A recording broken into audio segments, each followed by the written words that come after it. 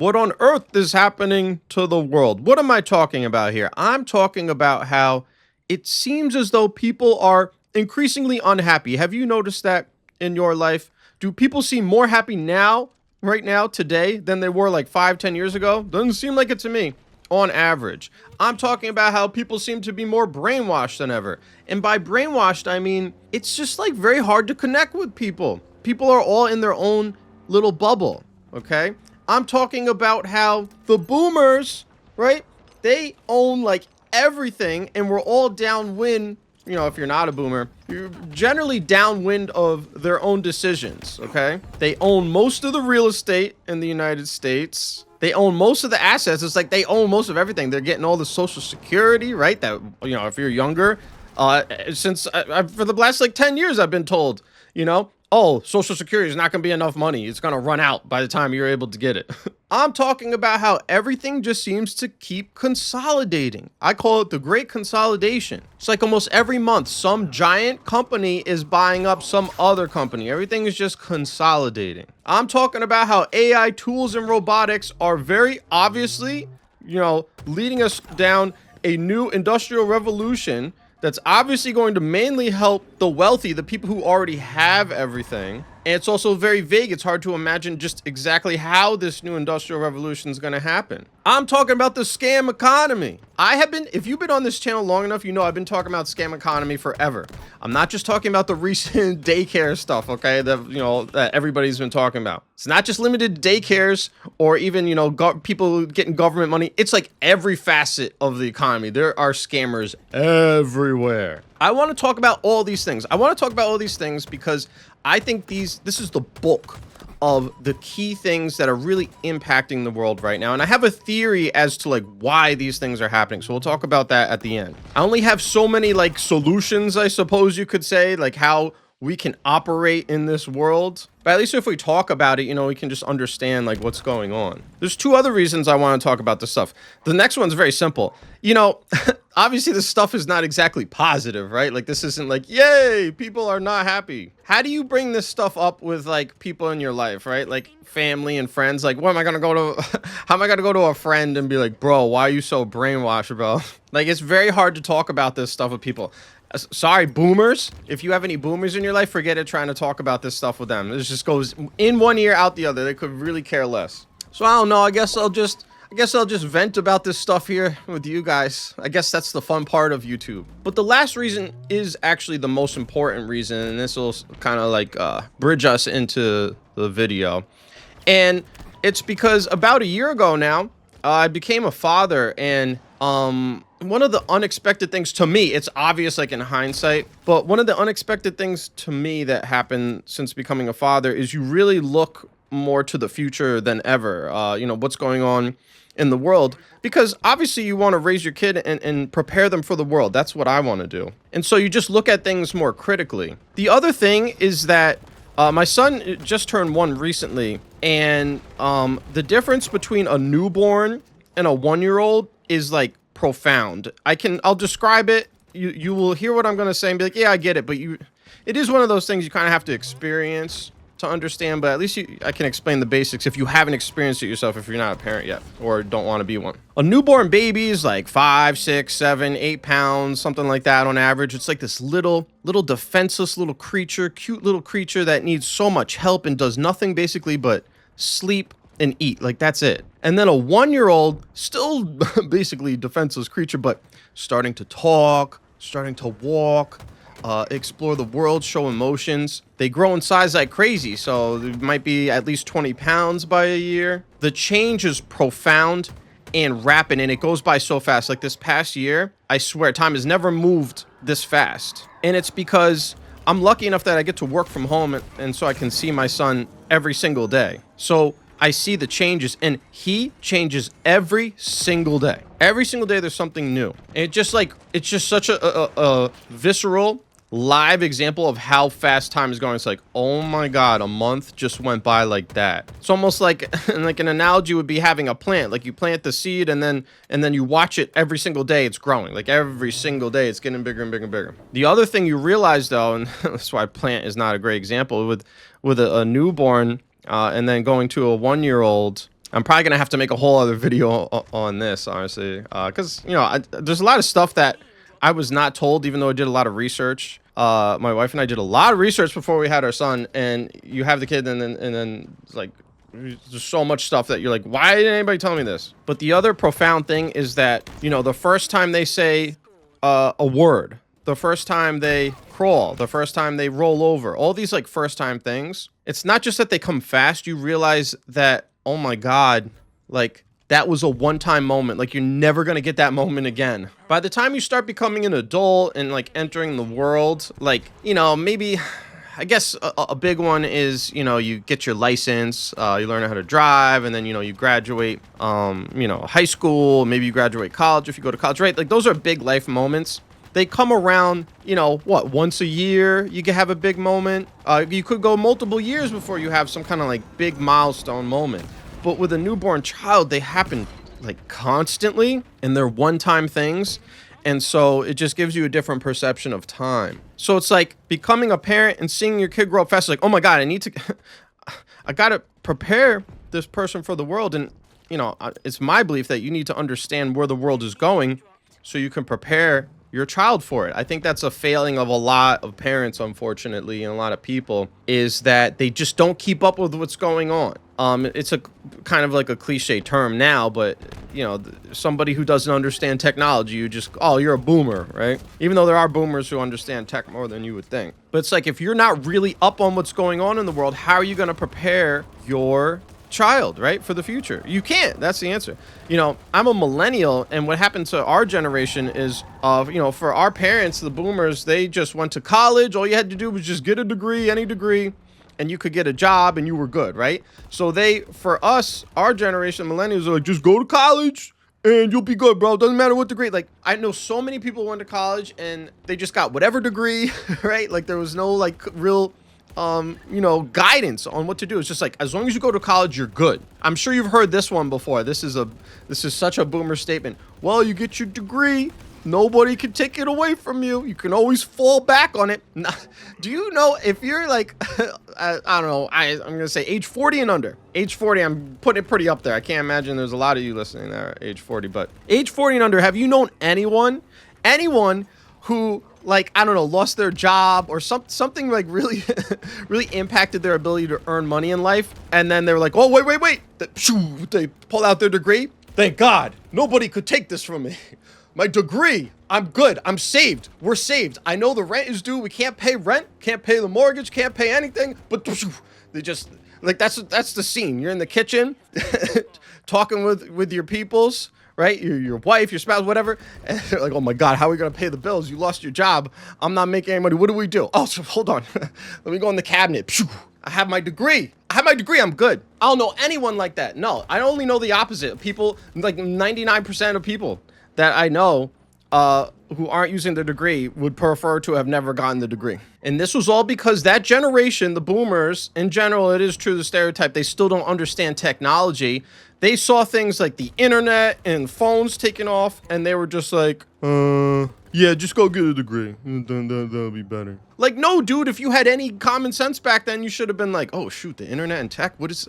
At least if you're going to go to college, okay, you need to be a programmer, right? You need to do computer science. You need to do something. Like, you got to be aware of what's going on. And I'm saying all this because these are some of the main things that I am, like, basically worried about and really focused on, because I think they're really going to impact the future. They impact the world now and the future. And if you're not up on this stuff, even if you don't have a kid, even if a kid is not part of the picture, if you're not up on this stuff, you're in trouble. You got to know what's going on in the world. So the first thing that worries me is that people legitimately seem increasingly unhappy. All right. Now, obviously, you know some happy people. I know some very happy people. But generally speaking, the average person is not what I would consider to be, like, happy. Like, I can't remember the last time I asked the average person, hey, how's it going? And they're like, wow, life is amazing. I'm just so happy. I just can't even explain how happy I am. Everything's going perfect for me. Like, have you talked to anybody like that? I haven't talked to anybody like that, honestly. No one. Even the happiest people I know are still, like, dealing with stuff. But the average person that I see, you can just sum it up. It's anxiety. And it's not even necessarily that they have, like, anxiety disorder. They're just anxious. And the statistics back me up, okay? So 43% of adults feel more anxious than the previous year, which is 2024. So adults in 2025, 43% of people are more anxious than they were in 2024. Sorry I worded that awkwardly. It's just the start of 2026. So I'm like, I got a little notepad here with like actual statistics. That always happens when a new year comes, you know? So I'm like, last year to me is 2024 still. But no, last year is 2025. 77% of people are anxious about the economy. I wonder why. It's the inflation, man. You know, most people, if you're working harder than ever, and you're making less. Even if you're getting a little bit of a raise, if you get like a, I don't know, 2 to 5% raise, that doesn't keep up with the cost of living. I don't care what the numbers are. The government numbers, they're always wrong. They're like, yes, the inflation is only up like 2% this quarter. Like, yeah, right, dude. Every single place I look, everything just keeps getting more expensive. It's really unbelievable. And one of the things I hate how when I go get groceries, it's so normalized. Like, I go to get groceries, it's impossible not to spend like $200-300. Like when I go get groceries and it's only like $100-150, I'm like, wow, the groceries were cheap this time. It's like, dude, I can remember like 5-10 years ago, $150, that was like a couple weeks of groceries. Now it's like barely a week. It's just so obvious to everybody that everything just keeps going up in price, right? And there's just like no hope. Show me where these jobs are where people are getting like huge raises, you know? Where all these new jobs? Oh, bro, did you hear about this new job you can grab? You get paid $200K easy, dude. Nah, I'm not hearing about that. Listen, if you're hearing about that, let me know. I'm obviously interested. There just seems to be no relief in sight, you know? How homes are more expensive than ever. Cars are everything is more expensive. The stuff, and here's the problem, it's the stuff you need. Like, you don't really have an option. You gotta live somewhere. If you live in the United States, obviously all my content's going to be very U.S. based because I'm in the U.S., so apply it to your own country. In the United States, if you don't live in the United States, like, this is one thing that is annoying typically about Europeans that don't understand, like, car culture in America. Like, I don't know why Americans with the car... You guys don't seem to realize how large the United States is, okay? It's normal for an American to drive 30 to 45 minutes to work, like each way.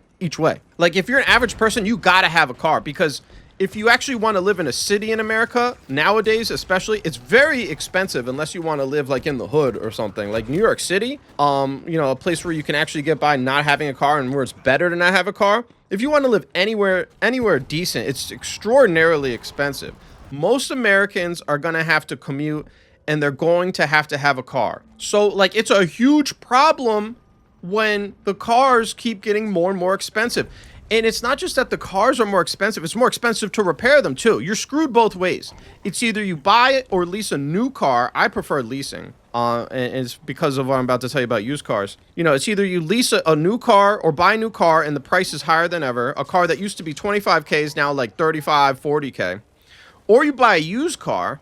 That can work out great. The used car prices are higher than ever too. The mileage is way higher in the cars. The real issue with the used cars is if they break, you're screwed. The cost to repair anything now, the cost to get anybody to lift their finger to do anything in this country now is just out of control.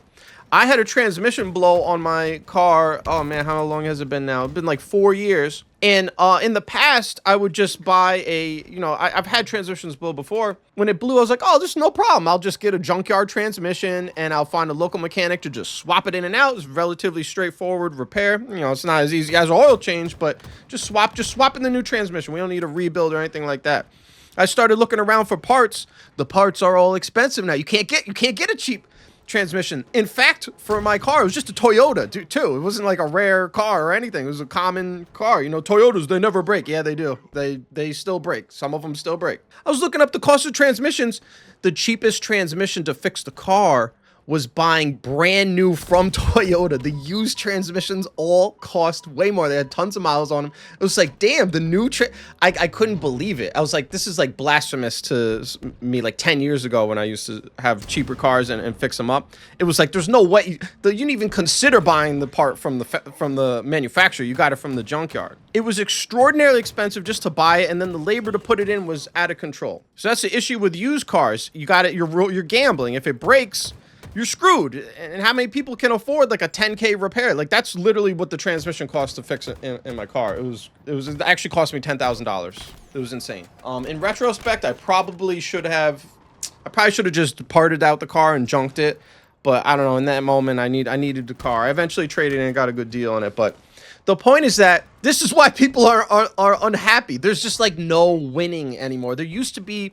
That's why I gave this example. There used to be ways to kind of like cheat the system. You know, it's like, oh, all right, well, I need to save money. Let me get a used car. That just like now, if you don't already have like a nice used car, you know, if you're trying to buy one now, it's like they want 10, 15K. The car's got like 120,000 miles on it. You know, I know cars are more reliable than ever, but they're not that much more reliable. Like it's still a ticking time bomb. And if it breaks, you're screwed. There's just no winning. With the groceries, you can try to cheap out. That's the problem. If you cheap out and you want to save on your groceries, you're going to be eating crap and you're going to destroy your health. You know what I mean? Like anytime someone's like, yo, bro, just eat rice, bro, and beans and rice and like chicken and beef. Like, oh, wow, what a great quality. First of all, what a great standard of living. I'm just going to eat rice and chicken forever and just like ground beef.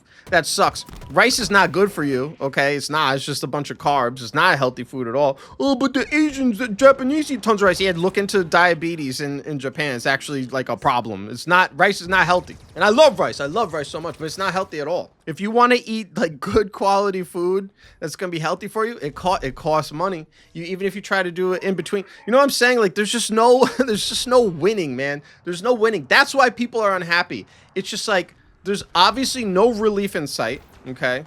Like housing prices, what are the housing prices just gonna, they're just gonna let the housing prices crash? That's not gonna happen. If you've been hoping for that, good luck.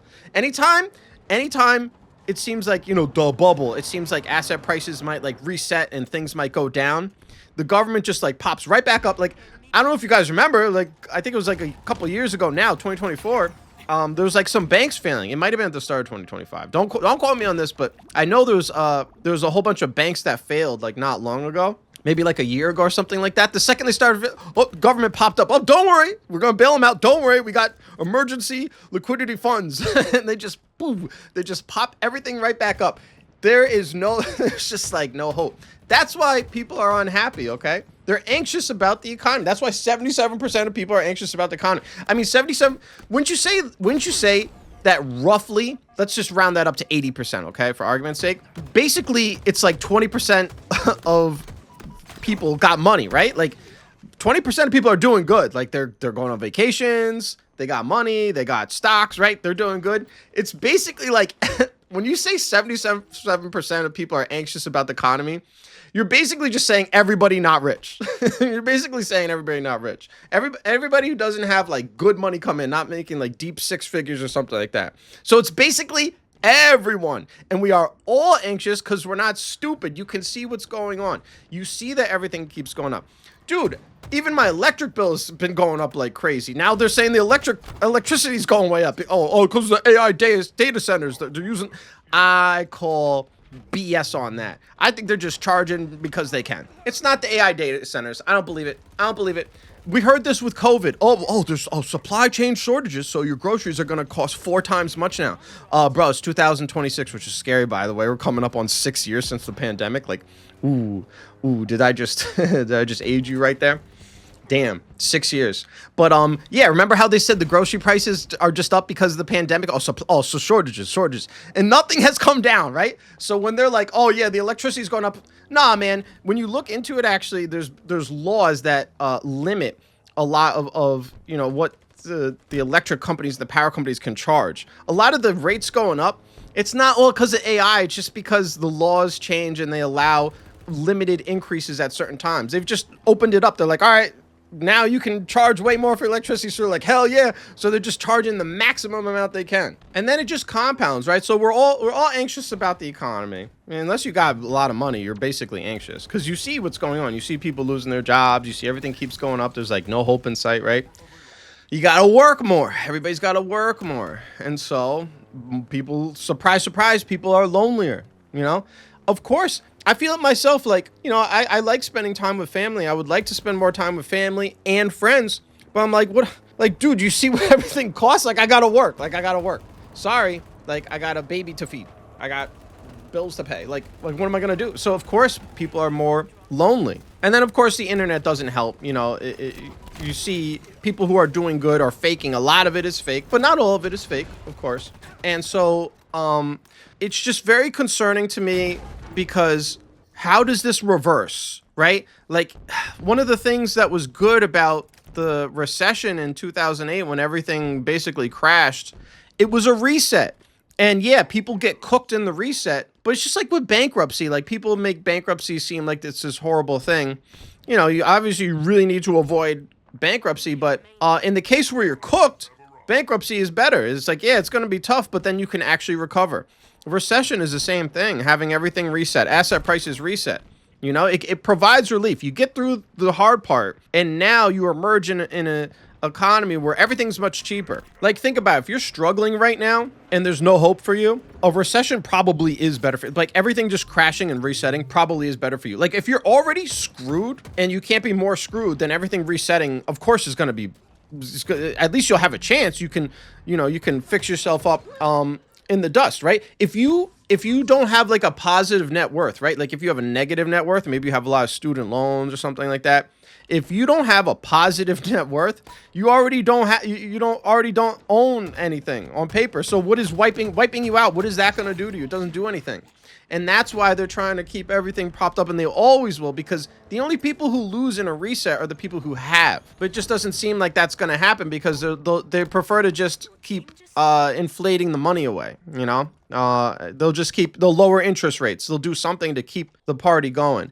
And so I just don't see this reversing. I think people are just going to be unhappy economically for the foreseeable future. And that creates a very scary environment. And you know, to almost sum it up, it's like more and more you're going to have a lot of people who just like, I got nothing to lose. There's really, historically, it really has not gone well when you have a large portion of young people who have nothing to lose. The whole point and the good thing about people acquiring assets, especially like a home, like being able to buy their own first home, like buy a starter home, even if it's something small and cheap. The good thing about that is to keep society stable, you want young people to be able to buy a home, get some assets. That way they have skin in the game. Who is more likely to want to lead some kind of like revolution? Somebody who has nothing, no future hopes, right? They don't own anything. Or somebody who's young, but at least they own a house, right? Like, if you own a house and you're in your 30s or maybe your late 20s, you're not waking up thinking, I'm going to join some revolution. You're like, no, shit, I own something. Like, I need to protect what I got. We want people to acquire stuff and protect what they've got. But the way the system is now, the economy is now, a starter home, a shack is like $200,000-300,000 in a lot of places. Like a shack, like an absolute shack. I check real estate all the time. I'm very interested in it. It's something I'm working on getting into. And just the other day, I saw this house that was $150,000 on a tiny little piece of land in the Northeast. Dude, a complete teardown. Like, just like, you cannot live in this place. And it's in the middle of nowhere. And in the description, they're like, yeah, it needs a lot of work, but that is reflected in the price. Bro, 150, so basically 150,000 for a little square piece of land. Because the property, I'm telling you, if I could show you pictures of the property, is complete. You could never live in there. Like, maybe if you're homeless, it'd be nice for a homeless person. And I'm not even trying to be, I'm telling you, this thing is like, it should be condemned and knocked down. And it was just like, that's what's available now. 150K for land. If you want to build like a starter home on that, damn, 150,000. Okay, maybe you lowball them. You say, I'll pay you 100 for this. And they're like, all right, fine. You called our bluff. We'll give it to you. 100K for land? Dude, you still got to spend 200-300K to put up a starter size home on that. Who's got that kind of money? Who's young and has $80,000 plus like $4,000 a month to pay for this, and then like a year or more to build something? Like, dude, there's no on-ramp for people who don't already have assets. Like, if you didn't buy before the pandemic, you're screwed. You're screwed. And that's why people are unhappy. And then even the people who maybe got in recently, they're like barely holding on. So why would you not be stressed about that? This is why people are anxious. Is because this is what scares me, man. Having a young son and trying to prepare for the future. What's the future I'm preparing for right now? A future where people are so anxious and unhappy about the economy that it's like they know their situation is so bad that they're worried about other people too, right? Like that's why people are anxious is because they're looking at their lives and they're like, damn, I'm cooked. And they're looking around and they're like, oh my God, all these other people are cooked as well. It's like you're looking around, you're saying, damn, there's a lot of people with nothing to lose. And if they keep getting squeezed, what's gonna happen? There's a fine line between order and chaos. Okay. That's why you're seeing and I'm gonna try to avoid when I talk about anything that's vaguely political. It's impossible to talk about life and not talk about politics. I'm not, I don't know, I'm not on any particular political team. That's all I have to say. Okay. And if you listen to what I'm saying, maybe you can figure out why. Okay. But that's why you're seeing so many people, like more and more. It's like from both all sides of the political spectrum. It's like, damn, there's a lot of people who seem to have a lot of free time to be out, doing stuff, like protesting and doing all sorts of stuff. It's like, who are these? There's kind of a lot of you people like all over the country that seem like you don't have a job and you don't have anything to lose. It's very concerning. All right, the next issue is that I just see that people are more brainwashed than ever. Now, when I'm talking about brainwashing, people are definitely going to jump and be like, oh, so what are you saying? Because I think this political thing. That's not really what I'm talking about. I'm talking about more of a higher level overview of people being brainwashed. When I say people are brainwashed, what I mean is because everybody has a smartphone now. Everybody has a smartphone, and everything that you consume, like 99% of the internet now, it just all takes place on this platform, YouTube. It takes place on Facebook, Instagram, TikTok, right? Like most of the content, Twitter, X, most of the content that people are consuming on a daily basis is served to them by an algorithm. And we all know that the algorithms just want to give you more of what you engage in, right? And so it's like everybody is just on their phone in their own little bubble of content and information. You've probably had this happen to you. This is like, duh. Have you ever had this happen to you where a friend sends you like a reel, they send you something, they send you anything. It could be anything, like a video or something. And you get it and you're like, you could just instantly, exactly what their algorithm is, right? You know exactly what their algorithm is. And it's just like, damn, like we're all in our own little bubble. Like when I do use Twitter a lot, X, I do find if you follow the right stuff, you can get a wide range of topics. I follow a very wide range of stuff on X because I want to get all different. I want to know what everybody's thinking. Like that's what I like. I like the high level analysis. That's what I feel like this video kind of is. I like the high level analysis of what's going on. But everybody is just so in their own bubbles that even in person, I just find it to be very rare to find someone that I can talk to and I can be like, hey, what's going on? And it's like, I'm not talking to an algorithm. Have you experienced this? Have you been trying to talk to someone in person and you can just tell it's like, I'm talking to an algorithm. It's like, do you have any original thoughts? It's very rare. And the people I talk to that are original, I hold them very close and dear because it's like I can have a real conversation with you. But most people, I feel like I'm just talking to whatever content they're consuming, and it's very hard to interact with them. And you can really see this too when you look at content online in general. You have all different types of content, right? You got politics, you got gaming, you got sports. There's usually some kind of like main creator for each thing, and or each like interest and topic, and it very quickly turns into a very much like they develop a cult following where people will like their followers will not question anything they say, okay? And it is almost like effectively like a cult, like a true cult following. The only difference between that and a real cult, I suppose, is that normally real cults, they do use like, I always have to watch out for what you can say on here and not get I can't even say the I can't even I'm afraid to even use the words to describe what could happen on here if you say the wrong stuff. What a joke. Usually cults involve some kind of behavior that would be against the law. So in that regard, the online stuff's not all culty. But it's basically like that without it. I mean, a classic example, this channel, I won't lie. Like Halo, look at Halo. Halo has a cult following, and then a lot of the top content creators end up like effectively being like a cult leader, right? Like you can't question anything that they say. That was one of the reasons I have enjoyed not being a top Halo channel anymore. I could tell it was becoming very culty. It's like if you say anything outside the Halo cult, what you're supposed to say, like, Halo is the best thing ever, it's perfect, you get attacked, and it's crazy. But this is also why you see grifters everywhere. Like, people love to blame content creators, for people in the content that is created. But once you become a content creator, I can tell you that, it really is more on the audience. Sorry. People get what they deserve generally. If people didn't want the content that they're clicking on, then they wouldn't click on it. Okay. So the fact that you have so many like grifters everywhere and like almost like borderline cult leaders everywhere, that's what people want. If they didn't want it, then those types of videos wouldn't get views.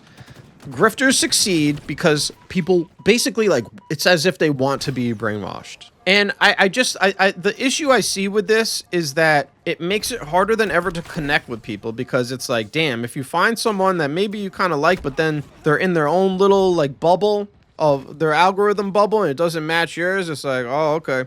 An example of this is like once you have kids, you kind of only want to befriend new people who have kids, because you want to, it's like, how am I going to befriend some random bro, who's maybe he's single, or maybe he's even in a relationship, but they don't have kids and they're like, we don't want to have kids, which is fine, which is totally fine, by the way. Then it's like, well, how are we gonna what are we gonna do? Like, I have a kid, what, we're gonna go hang out, I'm gonna bring my kid, you want to hang out with people with kids. You want to hang out with people who have similar interests to you.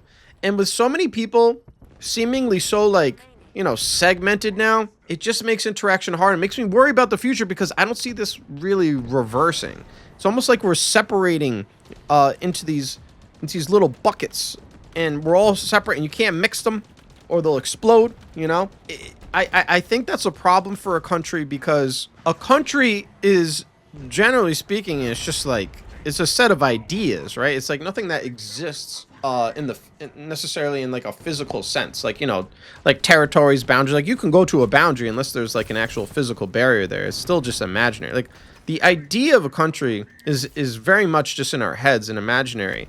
And it's like, what happens when you have so many people who are just in their own world and they don't really feel connected to the country at large?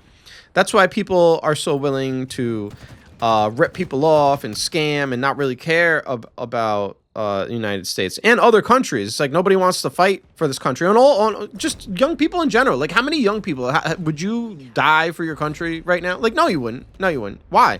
Because you get this sense that it's like, we're not one people. We're just all kind of coexisting, co-inhabiting. Not all countries are like this. You go to some other countries, and there is more of a cohesiveness to it. There is more of a sense of we are this country, right? But in this country is very, very divided. I don't know how much of an issue this is, because I imagine this was the same after, for example, the Civil War, where the country was split in half. So I don't know if this is necessarily a new thing, but I think the difference now is that people can just go so deep into their own bubbles. So I don't know, it doesn't make me excited for the future. The next thing I'm stressed about is, it's kind of it's the boomers' time right now. They have all the wealth. They own the majority of the real estate in this country, United States, and across the world. And they basically control the government. And so we're all downwind from them for the time being. Just to give you some statistics, boomers are about 20% of the population, okay? But they own 51% of all U.S. wealth. Millennials, for example, my generation, we only own 10% of U.S. wealth. The top 10% of Americans control 60% of the nation's wealth. Now, it's always been that the older generations have more because the older you get, you acquire money. It takes time to acquire money. So obviously, the older you get, the more you should have. I mean, that is a normal functioning society. The older generation should have more. The issue is more so that the boomers, I don't know, they seem more materialistic, believe it or not, than, maybe you've seen this yourself with other, like the idea of like downsizing to boomers is like, it's like they'd rather die. Literally. And that's why a lot of boomers are choosing to just age in place, right? Like when I get older, I want less stress in my life and less work so I can enjoy the things that I like. I will definitely sell my home, and downsize if, assuming I don't have some kind of like generational land that I'm working on. But, you really should downsize, get something smaller, like almost like a condo or something. Something where you don't have to maintain it as much, outsource the maintenance and go travel the world. Why do you want to be home? Like once you're effectively retired and you have your money, you've saved and you have more money than you ever had. Go spend it. Go out there and spend it. Give it to your family, right? Give it to your kids. Go out and eat. I'm like when I'm like around 65, 70, that range, I don't want to be home. I'm home all day working. I want to be out. I want to go enjoy. I want to go drive. I love driving. I'm going to go drive. I'll drive every day. Go see family and friends. Go eat and travel. The last thing I want to do is be stuck in a house. And yet that's what the boomers are doing. They're just like camping out in these homes. It's crazy. The street that I grew up on is like very much in the Northeast, very much it is more of an upper middle class kind of standard suburban kind of like neighborhood, right? And I was lucky enough when I was growing up, there was a lot of other kids my age, and it's crazy. All the homes in the neighborhood I grew up in, and it's not just like the street I grew up on, it's the entire like area. Like I also know other people who went to the same schools, of course, because they're in the same area, right? So and we know I know a lot of people still in that area, and it's like all the homes in the whole entire neighborhood, right? They've all gone up in value like crazy, to the point that like literally nobody who grew up in the entire area lives there anymore. We've all moved away because it's so crazy expensive. And all our parents are boomers, and they're all just camping out in these homes. They're just like empty, these like big homes, and they're just totally empty, right? And then they wonder, they're like, well, why don't I see my kids as much? And I don't understand why they don't want to come live nearby. Meanwhile, like they got those homes for like 200-300K. Now they're like worth $1 million. It's because boomers they love having stuff. Like they really define their personal value. When you talk to them, you can see this. They define their sense of self-worth by what they have, like their things. It's not like personality driven. It's not like what you do on a day. It's not your hobbies. No. It's this is what I have. This is my stuff, and I'm not getting rid of it. But I see this all over. It's not just where I grew up. It's like even like other family and friends. It's just insane. Like one person I know who grew up in a home very close to mine. I'm not going to give away the exact details, so I have to speak vaguely. Okay, so their parents, right? They own a nice home in the Northeast worth probably, I don't know, $850,000. They also own a home in a southern state, and that's where they live now. They live in this southern state in this home. They don't even live in the home in New York. It's just empty. Basically always empty. This friend, they want to have kids with their spouse, okay? They work 24/7. They commute into New York City. They work 24/7, and they're just barely just trying to pay bills, right? They want to have kids, but they need a larger home, but they can't really, they're stuck. They just can't get a bigger home. They have a home, but it's just small, and they don't really want to raise kids there. And so their parent has just this nice upper middle class suburban home, just sitting empty, doing nothing. And they won't offer to him. They won't sell it or sell to him for a cheap. They offered to sell to him for like 10% off. That's it. That's it. They don't want to give him up. These people have plenty of money to retire. Okay, I can't tell you how many stories I have of this. I'll give you another one. I know some boomers who their child recently graduated college. this person really wants to get into a business. They want to start their own business. They need like maybe 30 to 40K to get the business started, and they don't have it. So they're just trying to work, and hopefully they might be able to save up to start it.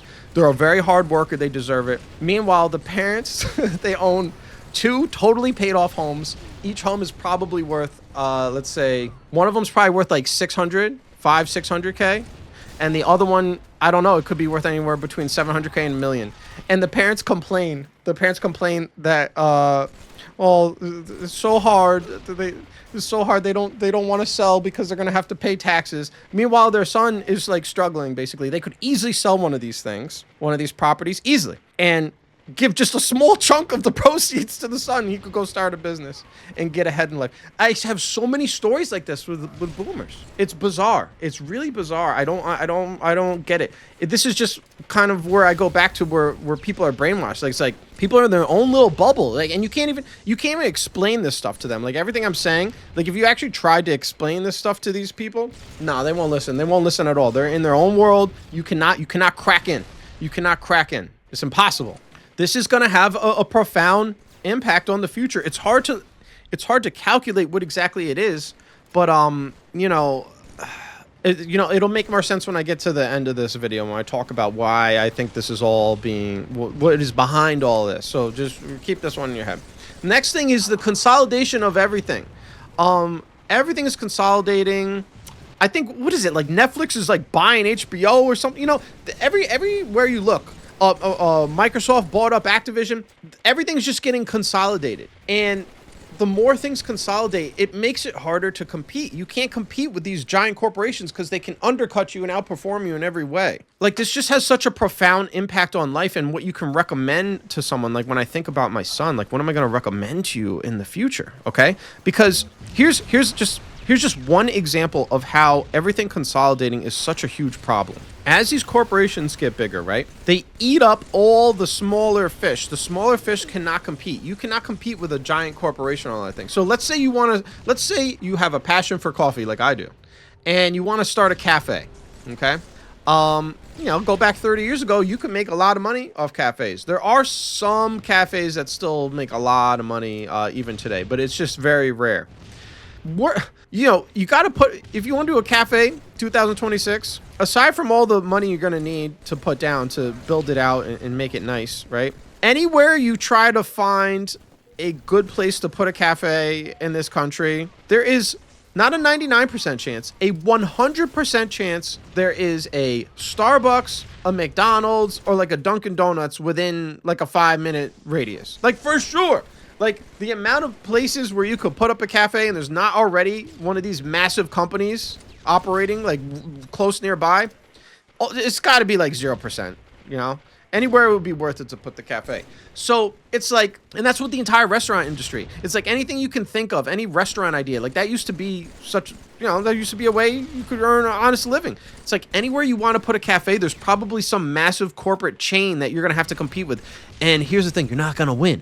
You're not going to outcompete Starbucks. You could have the best coffee in the world. People are going to go to Starbucks every single time. You're not going to compete. And the reason you can't compete, think about all the stuff you would need just to compete with the Starbucks. They have an app with rewards, right? And they have the branding. You got to have an app ready to go. You got to have the app. You got to have the drive-through.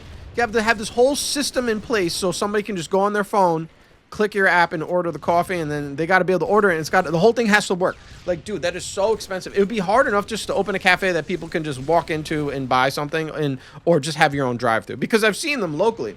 They do okay, but you can just tell they're barely surviving. You just cannot compete. This is the problem with all the consolidation, especially in gaming. As games consolidate, the more games consolidate, the harder it is for anything else to compete. Like, if you're a small little developer, right? Like, that's why people feel weird about, the gaming industry now.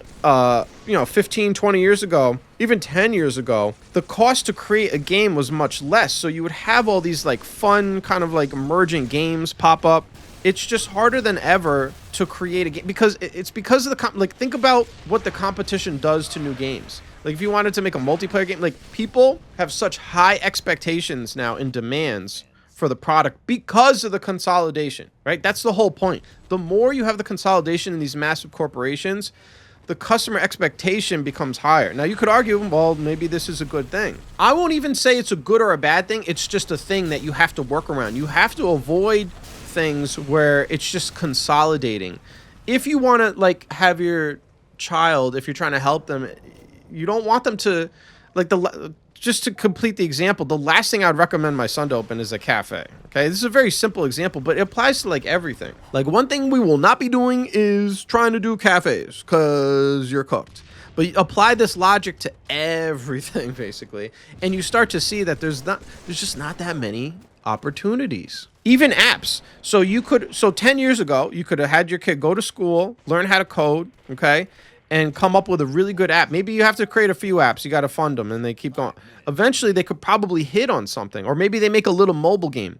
Now with AI, that's like, that whole path is like cooked now. Like, how are you going to compete with that? There's like a billion apps now. You know what I'm saying? The amount of new opportunities is kind of like, as things consolidate, the opportunities decrease. I hope I made my point clear. The next thing stressing me out is AI, tools, and robotics. You know, I just shake my head when I see people who are against AI. Like, I get it. I get that a lot of AI feels dirty, right? Like, it feels like it's stealing. But you have to look at it from a realist perspective. All the richest people in the world and all the biggest companies are all in on AI. Look, you're not stopping the AI. You're not stopping it. This is the next industrial revolution. Because as scuffed as AI can be sometimes, it does work. There's a reason they're putting a lot of money into it. It works. It works. And it does do some incredible things. If you want to personally be against AI, that's fine. But, you know, it is very similar to when computers and the internet, new technology started taking off. If you were someone who's like, I'm never going to learn computers, I'm not using the internet, be like, okay, you can do that, but you're cooking yourself. You're not stopping it. You're not stopping it, and by not learning it, you're going to be left behind. And it's just that simple. Because anytime you talk about AI, you always get these people, no AI, I hate AI. It's like, I get you, but you are fighting a losing battle. Let me explain why they're never going to stop. Like, it's never going to stop. It's done. The main issue, legal issue at play with AI is copyright, right? The worry is, oh, it's stolen material. You're just stealing. You have to look to history to predict very easily what's going to happen with AI. This exact same thing happened with music. You know, there was a lot of pirated music. Okay. Here's what they do, right? Here's what the music industry did. They were like, all right, we can't stop the pirating. Just let them go. Let these companies grow. They let the companies grow, let them get big, let them become profitable, let them make a lot of money. And then they swoop in, sue them, they win, and they get their piece. Here's the thing you have to understand about the legal system in courts. And I only understand this because I went to law school. Once you have something like AI, like these tools that are just everywhere, okay, the courts will bend the law to fit the economics, especially if it helps the wealthy. The wealthy own all these AI companies, okay, through various investments. The court is not ever going to be like, nope, AI is stealing. We can't have this. It'll never happen. What they will say is, you guys have a good point. Yeah, it does seem to violate copyright. So give these people a piece and let's keep the party rolling. The courts are allowed to consider the wider implication of their rulings and how it affects society at large. They are never going to ban AI. I could see them doing at some point. Here's an example of something they might do to just shut everybody up eventually. Somebody might bring a lawsuit against maybe one of these big AI companies. Maybe it's like OpenAI, ChatGPT. And they'll make a good argument and be like, look, they scraped so many artists' work from the internet. And they're making all this money. Now this company's worth like $1 trillion, something like that. The courts will be like, yes, that's true. Okay. Here's what we're going to do. Any artist from in the past 20 years, if you can show your social media post where you posted a piece of artwork, submit it through this website. Just take a screenshot and a link to your piece of art, submit that, and you will be entitled to a settlement fee. That's what they'll do, bro. They will pay everybody off. They're just going to pay everybody off. And it'll be the perfect amount of money to shut everybody up. think about some artist that has like no money, right? Like they just haven't made any money off their art and they just don't have that much money in general. You go, look, upload your stuff to this website. You forfeit all your rights to sue anymore, but we'll give you like $300-400. Something like that. Most people are going to take that. They only need a majority of people to take that. Okay. And then that's it. That's what they'll do. That's what they did with music, man. The copyright holders, the big copyright holders that own everything, you sit back, relax, let these technically, let's say a lot of these AI tools are technically illegal. They're violating the law, copyright, okay? Let's just assume the people who hate AI are right, okay? It's fine.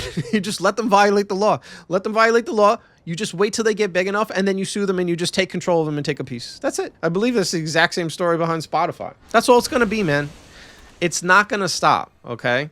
My worry with AI is that people are trying to sell it as if it's going to democratize, the production of various things. I just think it's going to widen the difference between the wealthy and everybody else. I think it's just going to make it worse. And I'll tell you why. How many average people are invested in these AI companies that are going to take off and just keep growing? No one. The top companies, you can't even invest in them because they're all private. So you basically already have to be rich to invest. So we have a new industrial revolution here, and the average person, realistically, there's no way for them to invest. So the rich are going to make a ton of money. They're going to become much more wealthy than they already are. Okay. Now, are these tools going to open it up for everyone? Here's the good thing about computers and the internet. They opened up possibilities that didn't exist before. You could sell stuff online that in the past you could not. Maybe you're an artist. You're an artisan. You could create something and actually sell it online. In the past, you could only sell it locally and you'd never make any money. But you can sell it on Etsy or something like that. Okay. The internet, just what I'm doing right now. YouTubers, they didn't exist. If you wanted to do content, you'd have to hope you could get on a news program or get a radio station or something like that, right? So the internet and computers in general really opened everything up. But AI, I don't think is going to open things up the way you would think. And a good example I use is think of like movie making, right? So now with AI, you can make your own movie. It's going to look AI, right? But you can make one. So now you're like, oh my God, before I didn't have enough money. I didn't have $100,000, $200,000, $300,000 in like 2 years or a year in 100% free time to create a movie. I could never have done this. But now with AI, I can actually create a movie in like, let's say a month. And it only cost me a $200 subscription in credits. Wow, I can make one. Now, AI it's really equal. It's really evened out the terms. Here's the problem. A movie, for example, is a product, and it takes a lot of skill to make one profitably. There are people out there who are filmmakers who are very skilled, right? So imagine right now, before AI, take a proven movie director, and then you or me. And you go, here's a challenge. You each are going to get $1 million. You can only use the $1 million, make a movie that's going to turn a profit. Who's more likely to turn a profit making the movie? Obviously the movie maker, right? Because they're more skilled. They know what they're doing. If it's your first time ever making it, you're going to blow that $1 million so fast. Is extraordinarily unlikely that you're going to beat the filmmaker, okay? Because they are more skilled. See where I'm going with this? Now you have AI tools. It's evened it out. You can make a movie in a month for 200 instead of hundreds of thousands. But guess what? So can the movie maker, okay? So now, instead of them needing a year and $1 million to make a movie, they can make one. They can probably make it faster than you because they're more skilled. So they don't even need the month. They only need like 2 weeks. 2 weeks they can make a movie. So now a skilled movie maker just went from only being able to make one movie a year. Now they can make 12 or more. And you are like, yeah, I'm going to get into making movies. I could do this. Right? You with like no skills at all. The first year, you're just going to be struggling to catch up. And by the end of the year, you've made, maybe if you're lucky, you've made 12 crappy movies and the other person has made 12 bangers and they're getting even better. You know what I'm saying? So now the gap between you two is, even with the AI tools, it's actually higher than what it was before the AI tools. You know what I'm saying? And this is going to apply to everything. Like I've seen Claude Code, for example. If you guys didn't know, you can, it's supposed to be like incredible. People are comparing it to like AGI practically. It's not, but they're comparing it to it. And you can like create an app just from scratch now with the AI, and it does like a great job. So it's like, yeah, you and me, I've never made apps. I don't know how to code. I've never made apps. You and me, if you're listening, if you're the same, you can go make an app like right now. But how are you going to compete against bro who already is a programmer, has already published like 12 apps, right? Like actually made them themselves. They understand the market. They know what people want. You're not going to, now they can make 20 apps in a day, with their skills. The problem with AI is it's just going to widen. It's not really opening up new skills. It seems it's just enhancing and replacing existing stuff. Okay. Right. So like the internet and computers, the difference with that industrial revolution is that it opened up this whole new range of skills that were needed to run them that never existed before, like coding, okay? Like content creation, being a YouTuber, being a streamer, stuff like that. E-commerce, selling online. This is all new stuff, all new skills. What are the new skills that AI and robotics are like opening up? The only ones I've seen, honestly, are with like military. But like in terms of creativity, okay? And selling stuff, it doesn't open up new stuff. It is a replacement and a efficiency tool, and it's like almost like it makes you to a superhuman. So all this is going to do is just widen the gap even further, in my opinion. And so I'm very worried for my son, because it's like you got to be on top of this stuff. Like anything that the AI can do,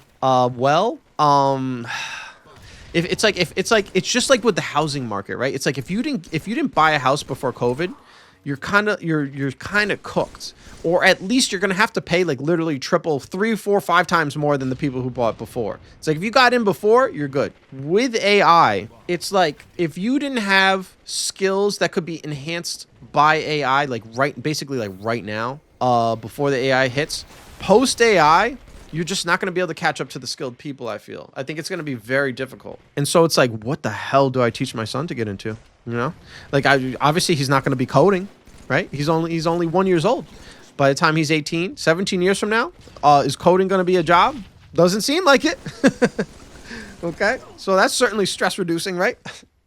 The next thing is the scam economy, as I like to call it. Now, the most recent thing that comes to mind is, we have all the Somali daycares in Minnesota. And of course, this is a political topic, so you're going to get people who are defending the daycares and they're attacking the daycares. The only thing I have to point out with this is that the government has actually charged, I think, almost 80 people so far. Like it is not in dispute that there were people scamming. Like it's not just like, oh, this is just... No. People were scamming. And they're being charged, because they did it, okay? And at the minimum, it's all sketchy. It's not about race, not about anything other than people were scamming. This seems to be the entire damn economy, man. Let me give you this statistic. 57% of people globally, keyword globally, were scammed in the past year. I actually know people who've been scammed in real life by, those text messages you get that say, like, you need to pay for your package or something like that. 58% of scam victims under age 35 were approached via TikTok or Instagram. Like, we like to think that it's just older people getting scammed. No, it's not just older people getting scammed. There's just people stealing left and right. You got people gaming government programs. You have people just outright just stealing like scam, like outright just like theft, like, when you get texted a link and they steal money from you that way. Then you have like grifters, okay? Like I consider that scamming. People who sell you some kind of like stupid course or some like, pickup artist, like any of that crap where someone is just selling obviously like BS info or some kind of belief system. Like that is scamming, especially when they're charging. The other term we use for these people, grifters. Like there's grifters everywhere. I help Hugh Moran write skits, okay? And we were looking recently we've been doing a lot of Roblox. And I was looking into Roblox content because we were considering doing some Roblox gaming content. All the Roblox gaming content is fake. It's completely fake. It's completely fake because with a lot of the popular games, they're very simple. Like there's really not much you can do with a lot of the Roblox games, a lot of top games. There's only so much you can do. So what they do is they make fake videos. It's just mods. It's just like these mods, but they present it as if it's real. And and to kids, like they can't really tell it's like everywhere you look, somebody is like cheating or using some kind of like unfair advantage to like get ahead. Like you've probably seen this in your life. It's just like, it's a scam economy. It's like everybody who's getting ahead is scam. Crypto was the big thing, like last year and the year before, a lot of content creators just scamming, selling crypto tickets.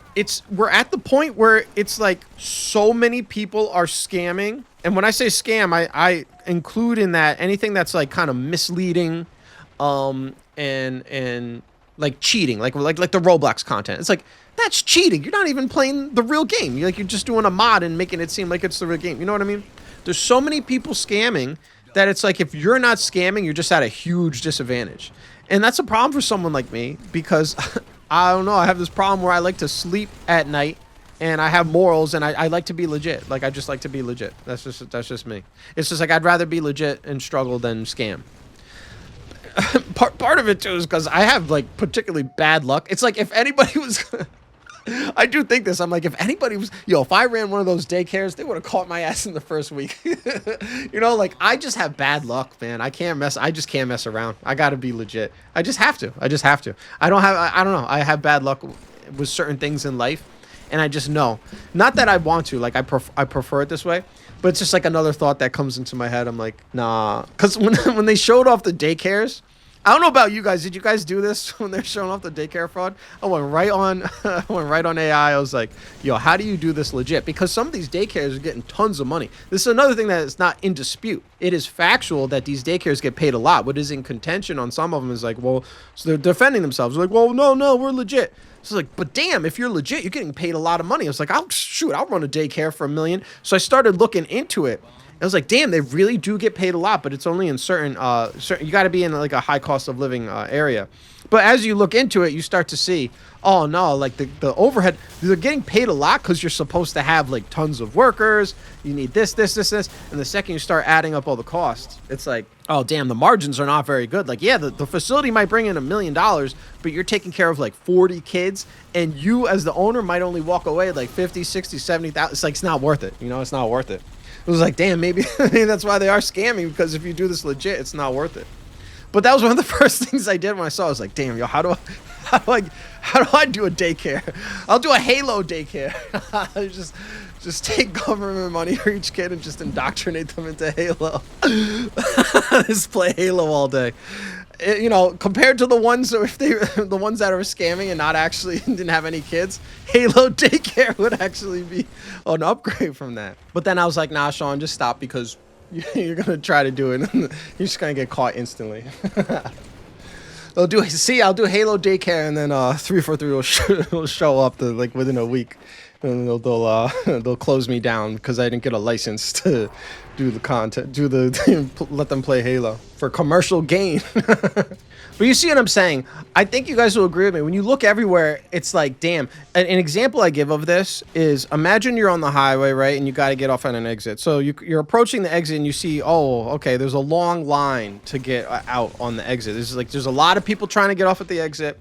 There's a lot of traffic. So you get in line, And you've probably seen this in real life too. In the past, it would be like, I'll just get in the line. I don't want to have to fight my way in at the back, even though maybe you could, So you wait in the line. Doesn't take too long. Now you get up. Nowadays, in situations like that, when I personally see them, it's like you get in line and you don't move.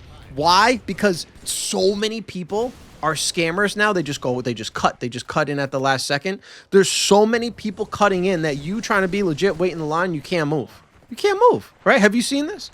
That's the economy nowadays. If you're legit, there's so many people getting over, lying and scamming in every single damn way they can, that you just don't even move forward. You just don't even move forward. So I feel like I've explained a lot of my stresses. Let's just talk about why I think this is all happening. But to try and end on a positive note, because obviously this is a lot of negative, and obviously I have some hope for the future.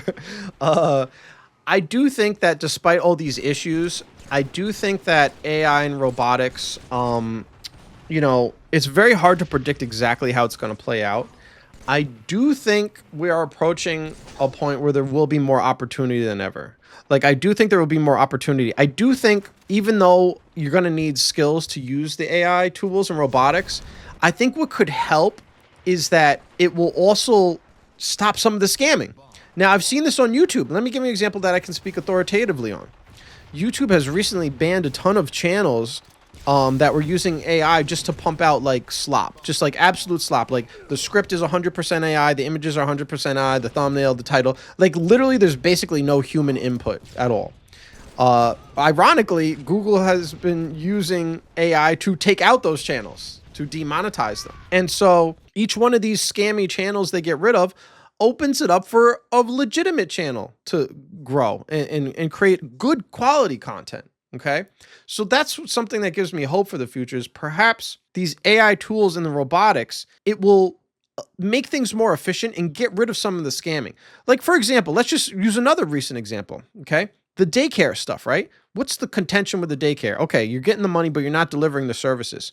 What happens like 5, 10 years from now when you have a robot that is good enough, it has AI in it, it's good enough that it can actually do the daycare, or at least it can be there and monitor, you know? Maybe it's a government robot. I know people, that opens a whole nother can of worms, but just, play with me here. Imagine you want to open a daycare and get government funding. The government's like, okay, no problem, but we're gonna have you're gonna have to have how many kids you got? Okay, we're gonna have to have two. You're gonna get two robots in there. They're gonna assist and also monitor. Then you can't scam. You know what I'm saying? I think AI tools and robotics could be a positive in that they might eliminate some of the scamming and help out people who are trying to be legit. Also, why I think you could be more positive about the future. As scuffed as the economy is with all the inflation and everything, the fact is that there's never been more money floating around the system than ever.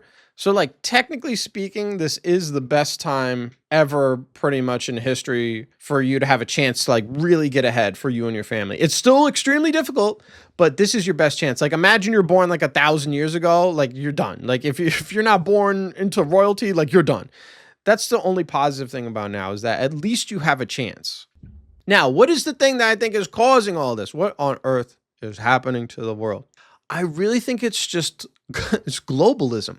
I think it's because as technology has expanded, the internet has expanded, the cost to use the internet's going down. You got Starlink now that is bringing online people who've never been online before. I think as you connect the entire globe more and more, there's really not that many places anymore that just aren't linked anymore, and they're increasingly coming online. As you link everything online and you link the global economy more and more, it basically evens the playing field. Okay. Like if you were born in a tough third world country like 20 years ago, like you're doomed, But now you can probably get a computer and internet. And for example, one of the most popular Roblox games right now, it's called Steal a Brain Rot. It's created by Brazilian people. Brazilian guys, young Brazilian guys. I would imagine 20 years ago, those guys would have had a harder time doing what they're doing now then. And they're like super rich now, super multimillionaires, stuff like that. And, Roblox, the primary customer is still people in the United States. 20, 30 years ago, could somebody from Brazil, a young guy from Brazil, really have become a multimillionaire selling something into the United States? I'm laughing starting to laugh as I say this because it's like, yeah, drugs. I mean, like legit though, legit, because they're legit. The game is legit. No, you very unlikely. So as everything becomes more connected and the playing field's more evened out, right? There's smart people in all countries, but a lot of these people didn't have as much of a chance in the past as they do now. The problem with that, if you are in the United States, for example, the United States post-World War II has enjoyed a very high standard of living. The reason the standard of living is basically going down for everybody, and you're seeing it with the inflation, is that you got to compete in the global economy. So if you're rich, it helps you because having a global economy means you can have global customers. But for the average person who has to compete, it's not good. It's not good. So I think what we're seeing is like a reorganization and a redistribution of. I was just interrupted while I was recording this. So I lost my train of thought slightly, but I know what we were talking about. We're talking about how everything is linked. Oh, right. Yes, I think everything is it's just reorganizing, unfortunately, back into the natural sort of state of humanity. Historically, something like the United States middle class that grew out of post-World War II, that only grew because most of the developed world, a lot of the wealth was destroyed and erased and damaged post-World War II. Most of the world got super messed up our World War II, except the United States, right? Like we built everything and sold everything, and there was no war here. We didn't get destroyed the way Europe did, and parts of Asia. And so and yeah, Asia. And so the American middle class, like this kind of like golden period, it's a historical anomaly. The normal state of humanity is basically like, the kings and queens and the peasants. Like that's most of human history. You have a very small group at the top, and everybody got to do what they say, and they have all the wealth. I think that's what's happening is you've opened up the United States. It's the advantage that it had. The rest of the world has long been rebuilt. You got countries like China that are trying to catch up relentlessly and basically are caught up very close. Once everybody's all caught up, it's like everything is going to go back to that normal state. And it's like all that extra wealth that you had in the United States is kind of getting like pulled out and put everywhere else. The same way with that Roblox example, okay, that I just gave you with the brain rot game, those guys from Brazil. Think about it. Think about so they are making millions right now. The economy is zero sum. I mean, there is a lot of money to go around, but a lot of it is zero sum. So these guys in Brazil are making millions off this brain rot game. That means that some maybe young American guy creating a game, they didn't make money, right? They didn't make the $1 million. Imagine the world was exactly how it is now, essentially, but South America still didn't have internet. Like they just didn't have computers for some reason in Brazil. They didn't have computers or internet. They just, for some reason, it's an imaginary scenario, but I'm just explaining. There was demand for some kind of game. If it wasn't made in Brazil, it probably would have been made by somebody in America, and then they would be the ones getting all that money. You know what I'm saying? It's the competition. It's the increased competition by spreading everything out, by linking the global economy that is causing everything I'm talking about. That's why people are unhappy. It's like, why is my standard of living going? Because that's basically what it is. You see everything getting more expensive, right? And you don't have enough money to pay for it, and you're not making it more. It's because the reason the prices are not going down, the grocery prices and everything else, it's not going down because demand. If people stop buying groceries, right, then the prices would go down. If they stop buying homes and cars, the price will go down. Why are the prices not going down? Because you have people from other countries coming here and they got money, right? Think about it. United States is still the place, generally speaking, where rich people want to be. And arguably it is the best country if you are rich, okay? It's like the safest place to be if you're rich, to keep your money, you're not going to get taken by the government, okay? So think about those guys I'm talking about in Brazil. They just made all this money off Roblox. Do you think they're going to stay in Brazil forever? You don't think they might invest some money in America? They might not want to come live here. They might not buy a house just to have one. They got money now. So how come the homes in your neighborhood aren't going down? Part of it is foreign money coming in and buying stuff. Okay, you got to compete with the entire world. You got to compete with some random bro in any number of countries that got on the internet and figured out a way to make money. Somebody's going to figure it out. And now they're like, yeah, I want to get out of this country. I don't like it. I want to go to America. Because for as much shit as people talk about America, it's still obviously the place most people in the world want to be. Like they won't admit it, but they want to be here. So that's what it is. It's the linking of everything. That's why people are unhappy. That's why people, I think, are more brainwashed. You have more people connected online, so it makes these platforms more profitable and larger. And it's just like a domino effect, It's just like a snowball effect. Just these companies just keep growing bigger and bigger because more and more people are using them. Like it's like the whole world watches YouTube. The whole world uses Instagram. All these platforms, so they become bigger and bigger. The bigger they are, it makes it more profitable for people to make content, and then you have more of these bubbles pop up. The bigger they are, you have more consolidation. That's why all you get now is remakes and reboots, remasters. It's like nothing new can punch through, because as everything consolidates and everything's controlled by an algorithm, it's like it only needs like one of everything. Like something original, people just want to scroll. So it's like if they don't immediately recognize what it is, they just keep scrolling. So if you have some original IP and then you have like Marvel, the algorithm's going to see that, oh, most people are not scrolling past the Marvel video. Let's just keep pushing that out instead of the original thing. Because the algorithms are just like totally like emotionless robots, like literally. So they don't care about, maybe we should give a little more the original stuff a little more push. Now, the only reason I'm not like super panicking, Here's what I think happens, right? So we have all these issues, and I think it's all caused by this like kind of like linking of everything, kind of everything just being reorganized into one big giant global thing, okay? One giant global marketplace. I almost think of it as like it's one giant Walmart. It's like before Walmart, you had all sorts of stores that had all different type of things. Now it's like, damn, you better, if you're looking for something locally, you better hope Walmart has it because there's like no other stores. But I think what you will see is as everything kind of evens out, what happens when everything evens out? Everything becomes very vanilla. Everything becomes very bland. And that's what we're seeing now. Aren't you like bored of the remakes and the remasters and this crappy product from Amazon? Like all the products on Amazon, everything's crap from China. You know, everything's low quality. People call it the acidification of everything, right? Like everything you interact with now sucks. It's all like mass produced garbage. Okay. What happens in that scenario where we have this huge, massive global economy? Everything's nice, but everything sucks. You're going to have what I call walled off gardens. Walled off gardens, I didn't invent the term, but you're going to have these sort of like niche things pop up where people triple down on something and it's higher quality and it gives you what you want. Maybe you are super into leather crafting, for example. I think you will see sort of like walled off communities for it. Might be like a private community, might be like private discords, you know. You're going to have, they'll still have some public facing social media to draw people in, right? Like you'll still have a YouTube channel for it, Instagram, but you're going to have these more like relatively private communities. They'll probably be hosted on like private websites. You'll see maybe the return more of like forums.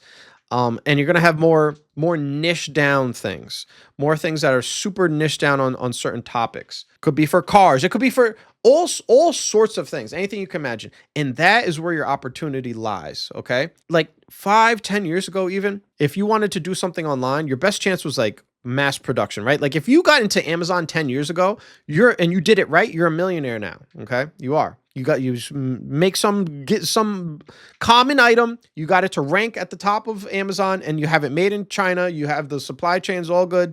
You just make money off that. That game is done now. That path is gone. What you want to do now is if you have any interest in anything, okay? And this is what I see for the foreseeable future. Like I'll give you an example. Myself, I love sci-fi.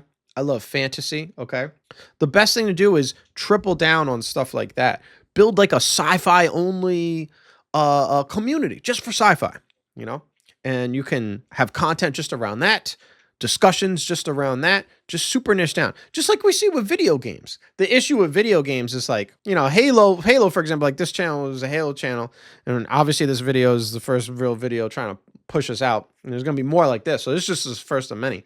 But the issue with like something like Halo is that ultimately it's owned by one of these giant corporations, right? So you can't really reap the benefits of it. You're going to see walled off gardens of like original stuff, more original stuff, not building someone else's thing that you have no stake in. Okay, guys, I see the timer has run an hour and a half on my end. I think when I cut it down, it'll probably be like an hour 20, maybe something like that, maybe a little more. I don't know. This is how I make videos. I just came up with a topic and I'm just going to talk about it. I got way more to go. I'm basically starting with topics that are a little more general like this.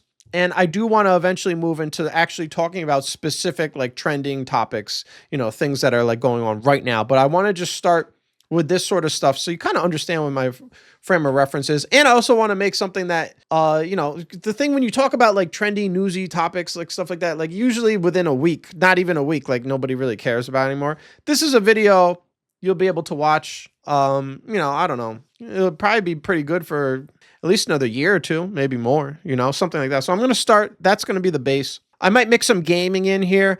I'm going to be honest, this is a ship with a captain, but I don't know where we're sailing right now. I'm just going to like just go with the flow. I might do some gaming, okay? But mostly I just want to do topics like this because this is just where I feel the magic happens. I feel like I get into it. Like I enjoyed making this video. I enjoyed talking to you guys. And I just want to talk to you guys. That's mainly what I want to do. All right. If you watch this far, I don't know. I was just thinking of like something to have you comment, so I know you actually watched the whole way. I thought that'd be fun. I know. Here's something for the end. Would you want Coffee Catch-Up to come back? Because I realized under this format, I could bring it back. It's not going to really necessarily be gaming, I don't think. I think I would just like, I think the way I could do Coffee Catch-Up, and I'm going to experiment with Facecam too, but the way I could do it is like, for example, it'll be once a week, and I see all sorts of stuff all week because I'm on the computer. I'm terminally online, just the way it is. So all week I can just save up all the interesting things I see, and then maybe like on a Sunday or something like that, like at the end of the week, I can just like make a little show essentially and just talk about all the interesting stuff that I found of the week, and it makes sense with the coffee catch up branding, you know.